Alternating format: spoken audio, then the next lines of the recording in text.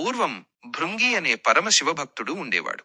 ఆయన కేవలం శివుడిని మాత్రమే పరబ్రహ్మగా భావించేవాడు. శివుడు మాత్రమే మోక్షప్రదాత, పార్వతీదేవి మాయారూపిణి అని నమ్మి ఆమెను అస్సలు పూజించేవాడు కాదు. ఒకరోజు భృంగి మహర్షి శివుడిని దర్శించుకోవడానికి కైలాసానికి వచ్చాడు.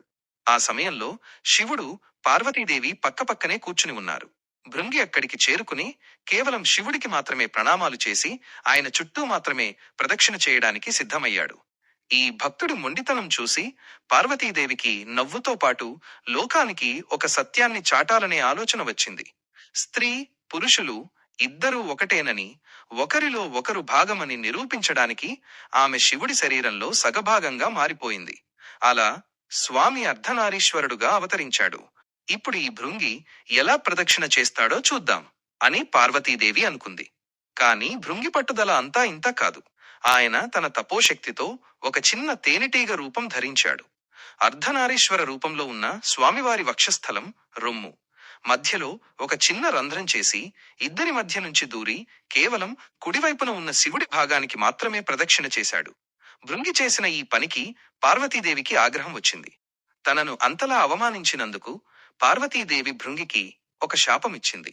శరీరంలో మాంసము, రక్తము అన్నీ పార్వతి వల్లనే వస్తాయి. ఎముకలు, నరాలు శివుడి వల్ల వస్తాయి. నన్ను కాదని కేవలం శివుడినే పూజించావు కాబట్టి నా అంశ అయిన శక్తి, రక్తమాంసాలు నీ శరీరం నుండి తొలగిపోవుగాక అని శపించింది. క్షణాల్లో భృంగి శరీరం నుంచి రక్తం, మాంసం మాయమైపోయాయి. ఆయన కేవలం చర్మం కప్పబడిన ఎముకల గూడులా మారిపోయాడు. నిలబడటానికి కూడా శక్తి లేక కింద పడిపోయాడు. ఆ స్థితిలో భృంగికి జ్ఞానోదయం కలిగింది.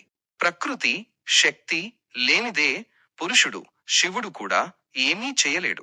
శక్తే లేకపోతే కనీసం కదలడం కూడా సాధ్యం కాదు అనే పరమసత్యాన్ని ఆయన గ్రహించాడు. తన తప్పు తెలుసుకుని భృంగి శివపార్వతులను క్షమించమని వేడుకున్నాడు.